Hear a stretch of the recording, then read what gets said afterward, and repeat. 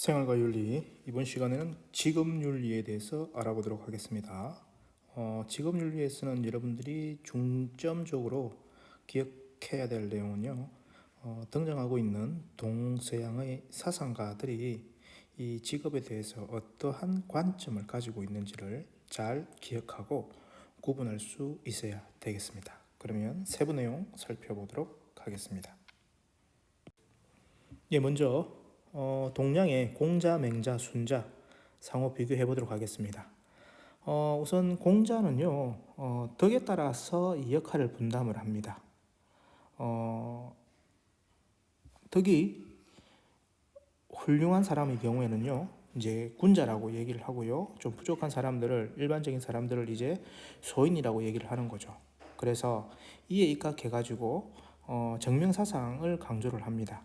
자신의 신분, 지위, 역할에 맞게 행동해라는 거죠. 이러한 내용들이 이제 공자의 관점이라고 한다면 맹자 넘어가서 볼게요. 이제 맹자는 공자의 이 정명사상을 개성 발전시켰습니다. 그래서 덕에 따라 가지고 이제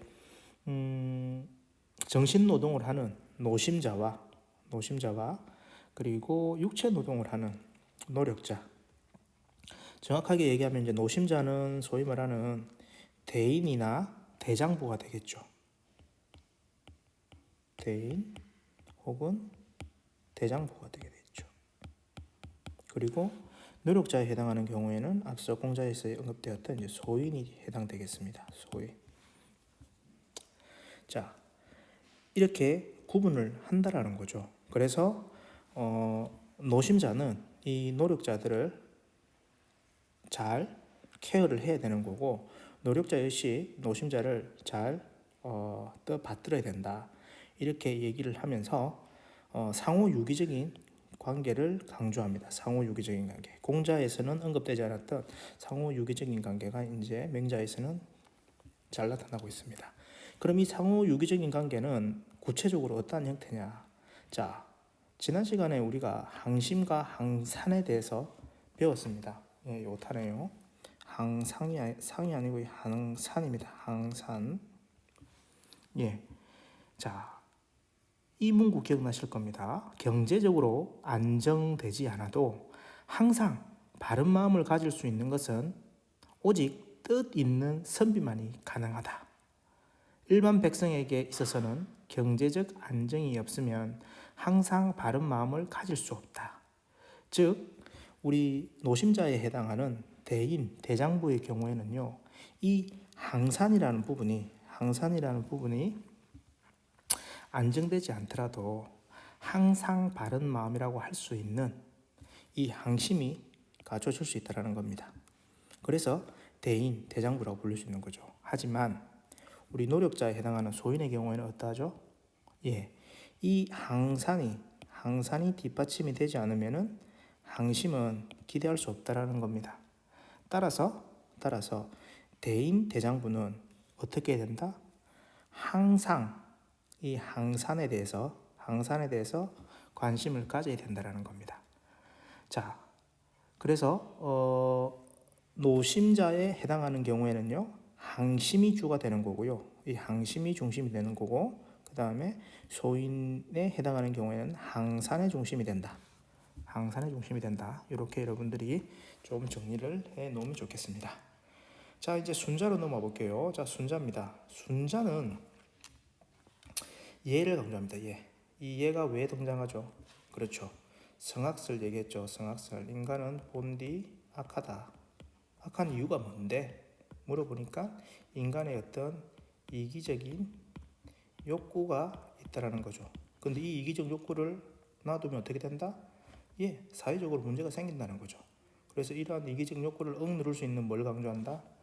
예를 강조한다라고 여러분들이 2학년 때 배웠을 겁니다. 그래서 이게 예라는 것이 사람마다 차이가 있다는 거죠. 그래서 이 예를 갖춘 이 상태에 따라서 예에 맞는, 예에 합당한 분업을 이렇게 강조를 했습니다. 그래서 순자는 앞선 공자, 맹자와 달리 가장 기억이 될 만한 내용들이 뭐죠? 후천적인 노력과 능력이 인정이 된다는 겁니다. 즉 4대부로 태어났다고 해서 항상 그 4대부가 되는 게 아니라는 거죠. 얘에 합당한 4대부로서의 역할이 가능하다고 하면은 그게 가능할지 모르겠지만, 그게 아니라고 한다면은 농공상인이 될 수 있다는 겁니다. 농공상인 역시 충분한 합당한 예를 갖춘다고 하면은 4대부로 나아갈 수 있다는 이런 후천적인 노력과 능력을 강조했다는 점이 부각되고 있습니다. 그리고 이제 이 예라는 단어는 여러분들이 문제를 풀면서 덕이나 능력, 적성이라는 표현으로 언급이 될 수도 있으니까 이 내용은 정리를 한번 해라고 얘기를 했습니다. 자, 그래서 동양에서 언급된 공자, 명자, 순자 모두 이 덕에 따라서 사회적 분업을 강조를 하는 겁니다. 어떻게 보면 이 사회적 분업은 뭐하다? 사회적인 어떤 효율성 측면에서 이렇게 얘기를 했다라고 볼 수 있겠습니다. 하지만 중요한 포인트입니다. 뭐죠? 노동의 우열을 따지지 않았다는 겁니다. 노동의 우열을. 즉 어떤 직업은 귀하고 어떤 직업은 천하다의 그런 관점이 없었다라는 겁니다. 이 부분 반드시 기억하셔야 됩니다. 예, 이제 서양에서는 플라톤과 마르커스, 칼뱅에 대해서 우리가 살펴보도록 하겠습니다. 플라톤은 여러분들이 2학년 때 이미 학습을 했을 겁니다. 플라톤, 사주독 있었죠. 사주독의 내용은 뭐였습니까? 지혜, 용기, 절제, 그리고 정의였습니다. 정의라는 것은 지혜, 용기, 절제의 이 각 덕들이 뭐한다? 조화를 이룰 때 형성이 될 수 있다라고 여러분들이 학습을 했을 겁니다. 자, 그래서 이 지혜의 덕을 가진 계급이 있다라고 했죠. 누구죠? 예, 통치 계급에 해당하는 철학자였죠. 그 다음에 용기의 덕을 가지고 있는 계급이 있다고 했죠. 이런 경우는 뭐죠? 군인이나 혹은 소방관에 해당하는 수호자 계급이 될 수 있을 겁니다. 그리고 절제의 덕은 누가 가지고 있다?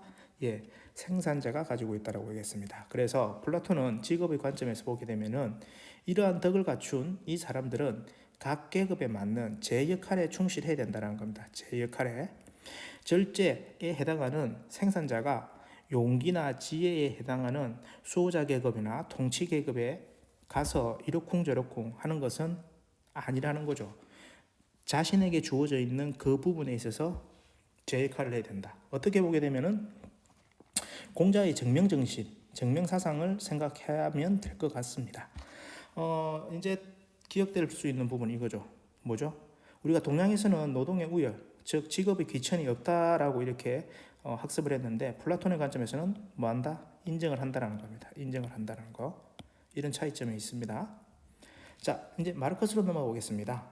마르커스는 우리가 기존에 지금 사회적 효율성의 관점에서 사회적 분업이 중시하고 있는데, 이 부분을 뭐하고 있다? 비판하고 있는 겁니다. 비판. 왜 비판하느냐? 직업이라는 것은 곧 노동입니다. 노동. 이 노동의 순수한 가치를 벗어난다는 거죠. 즉 노동을 통해서 인간이 도구화 된다는 겁니다. 이런 부분들 마땅치 않다는 거죠. 그래서 결국 인간 소외 현상, 노동 소외 현상이 발생하는 부분들을 강하게 비판을 하고 있습니다. 그래서 마르크스는 이런 자본주의의 어떤 분업에 대해서 비판적인 시각을 가지고 있다. 요 정도로 이렇게 정리를 하시면 되겠습니다. 자, 다시 한 번 더 플라톤 짚어보겠습니다. 플라톤은 역시 동양과 같이 덕에 따르는 사회적 분업을 강조를 하죠. 하지만 차이점은 뭐다? 노동의 우열을 인정한다는 점은 분명히 기억하셔야 됩니다.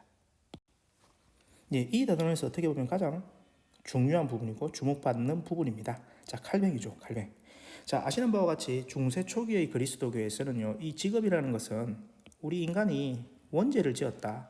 그래서 이 직업은 뭐다? 속죄의 수단으로 이렇게 인식을 했습니다. 그 이후에 직업이라는 것은 이제 소병설의 관점에, 그리고 구원예전설의 관점에서 해석이 되었습니다. 누가 중심이 되었다? 바로 칼뱅이라는 거죠. 자, 직업 소명설은 무슨 뜻입니까? 소명. 누구로부터? 하나님으로부터 부여받은 겁니다. 그래서 직업을 활동을 한다는 것은 이런 하나님의 부름에 응답한다는 거죠. 이 하나님의 부름에 응답을 할 때 어떠한 태도로? 종교적 덕이라고 할 수 있는 금검전략 금소로서 충실하게 직업 생활을 해야 된다는 걸로 이렇게 사람들은 받아들였습니다. 그리고 이것이 조금 더 나아가서 이제 구원 예정설이 등장을 하는 거죠. 뭐죠? 만약 그렇게 해서 내가 직업에서 성공을 한다는 것은 무엇의 징표다? 구원의 징표다. 즉 천국에 갈 수 있는 그런 징표다. 이렇게 얘기를 하면서 어떤 직업에서의 충실성을 더 정당화시켰습니다. 그런데 이 과정에서 우리가 부의 축적도 생각해 볼 수 있겠죠. 부의 축적.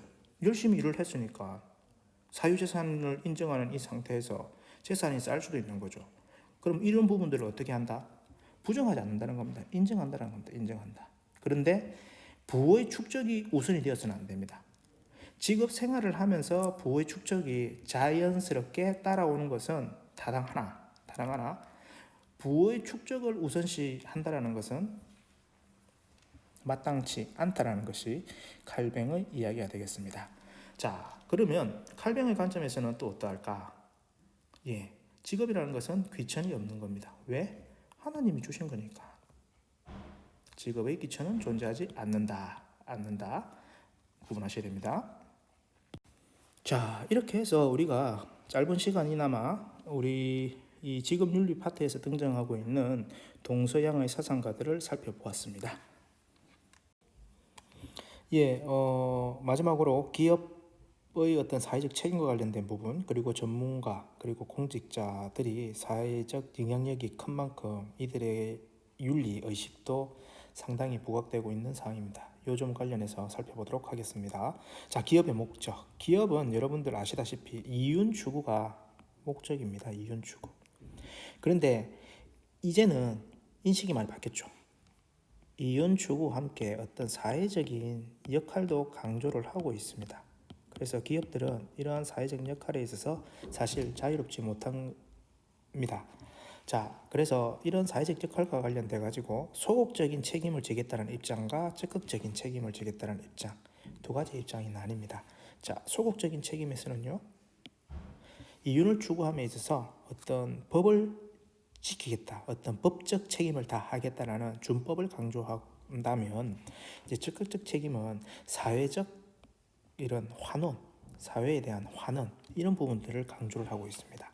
환경보호, 교육기부, 장학사업, 장애인 고용 등의 이런 환원을 통해서 사회적 역할을 다 해야 한다라는 점은 이제 적극적 책임의 관점에서 이야기되는 부분입니다.